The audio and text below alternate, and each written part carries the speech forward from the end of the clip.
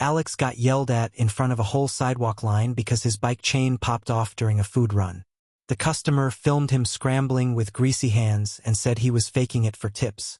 He rode off with his face hot, then had to thread between buses on Market Street with his bag half open and his phone at 5%. At the next light he saw a traffic sign bent like a bad tooth, and something black was taped underneath it. He ducked in close, expecting trash, and peeled off a flat little hardware wallet, the kind people use for crypto, wrapped tight with old electrical tape. Under it was a metal plate, heavier than it looked, with a seed phrase engraved in neat block letters and a folded note that only had dates and 2 initials. He stood there with the light counting down, the wallet cold in his palm, trying to decide if this was somebody's lost lifeline or somebody's trap. A woman at the crosswalk noticed and said, "You gonna fix the sign too?" He gave a half laugh, shoved everything deep in his delivery bag, and finished the run like his bag had a brick in it. 2 deliveries later he stopped at a corner bodega, bought a bottle of water, and used the back counter to look again. The dates were spaced out like reminders, 3 of them, each with a month and day, no year on the last one. The initials looked like JM or maybe JW, the ink smudged. Mini Climax 1 was him realizing the wallet had a little red sticker from an electronics store in South Philly, like it had been bought in person. Mini Climax 2 was his dispatch app locking him out for being late, which meant he was suddenly off the clock with rent due Friday and the strange thing burning a hole in his bag. Mini Climax 3 was when he got home, turned the wallet over, and found a tiny scratch on the plastic that looked like someone had tried to pry it open and given up. He set it on his kitchen table, took a picture for his own record, and then his phone buzzed with a number he did not recognize that had a Philadelphia area code. He did not answer the call. He listened to the voicemail instead, and it was not a friend and it was not a scammer voice either. It was a calm clerk voice saying, "If you found property and want to file a report, call back during business hours." Alex sat there thinking about how dumb it would sound to walk into a district station and say he found a crypto wallet taped under a broken sign. He also thought about how dumb it would sound to explain later why he did not report it the minute he found it. The next morning he went to the police district desk with the wallet in a zip bag, the metal seed plate in a second bag, and the note in a third. He kept his tone simple. "Found it at this corner. It was taped under a sign." The desk officer raised his eyebrows, then called over a supervisor who took it more seriously. They filled out a found property report and gave him a receipt with a case number. Mini Climax 1 was the supervisor saying, "If this ties to anything stolen, it is not coming back to you." Mini Climax 2 was a courier he recognized from the apps walking by outside, spotting Alex through the glass, and later posting on a group chat that Alex was snitching on himself at the station. Mini Climax 3 was Alex getting a call that afternoon from the same supervisor asking him to come back and point out the exact sign, because Streets Department had reported that sign as a hazard last week. So Alex went back with a detective and stood on the curb while cars hissed past. The detective took photos, scraped off the last bits of tape still stuck to the metal pole, and asked Alex who else knew. Alex said nobody. That was not true for long. He told one person at his bike shop, just enough to explain why he was distracted, and the mechanic's eyes widened in a way that made Alex regret it right away. That night, as Alex carried his regular bike up to his 3rd-floor walk-up, he noticed a new strip of tape on his building's lobby mailbox, like someone had been in a hurry to stick up a flyer. There was no flyer, just fresh adhesive and a torn corner of paper. After the legal hold period ended, the property unit called and said nobody had claimed it and it was being released to the finder.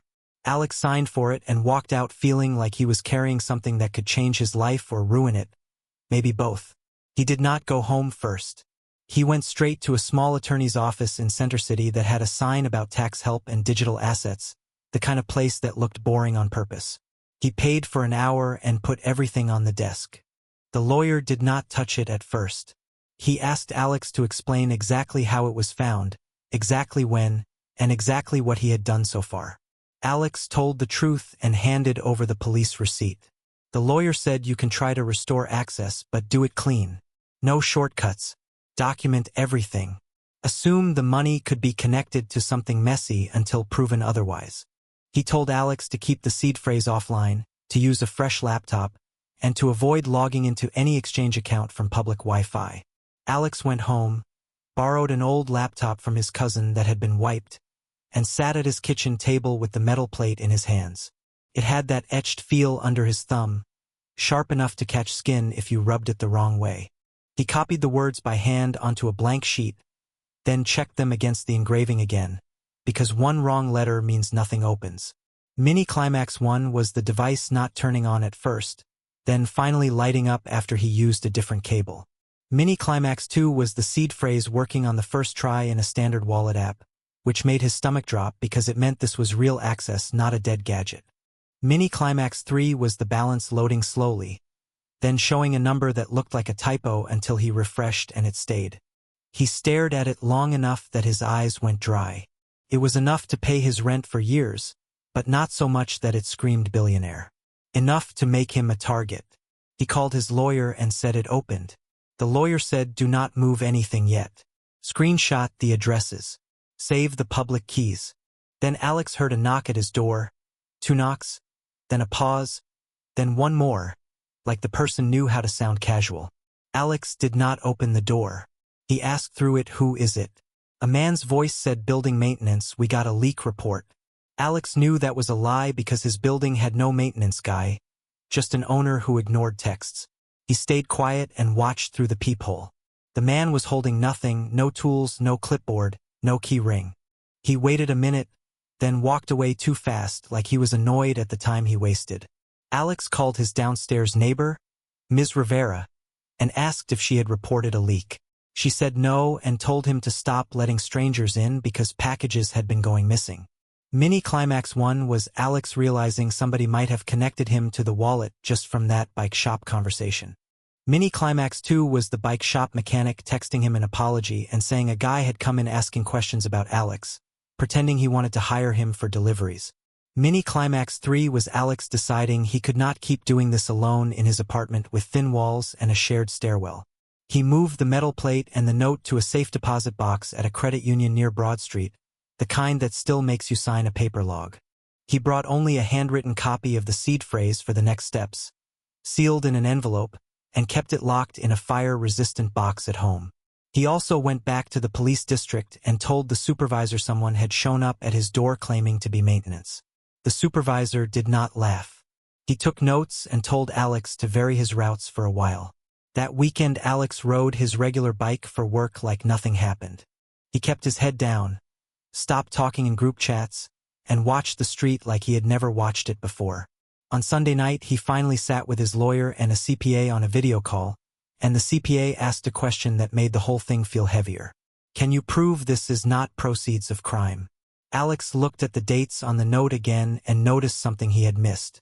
They matched major market crash days that people talk about online, like someone had been timing buys and sells. It did not look like a random stash. It looked like a plan. The lawyer brought in a compliance consultant, a former bank person who now did blockchain tracing for a fee. They did not treat Alex like a hero. They treated him like a risk that needed paperwork. They checked the wallet addresses against public watch lists and obvious red flags, and they built a report that showed the funds moving in years ago from a big exchange, then sitting still for long stretches. No ransomware labels. No direct ties to sanctioned services in the basic checks. Not a guarantee, but it was something.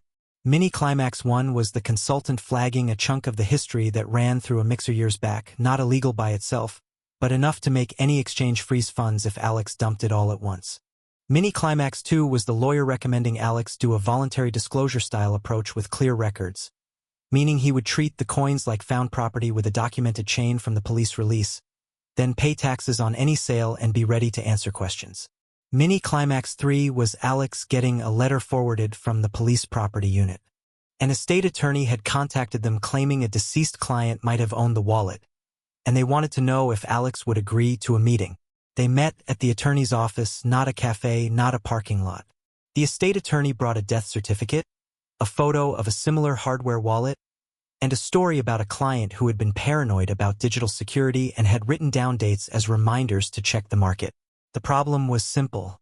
The estate did not have the seed phrase. They did not have the metal plate. They had suspicion, not access. Alex's lawyer asked for proof of purchase and serial numbers. The estate attorney had partial records, but not enough to force anything fast.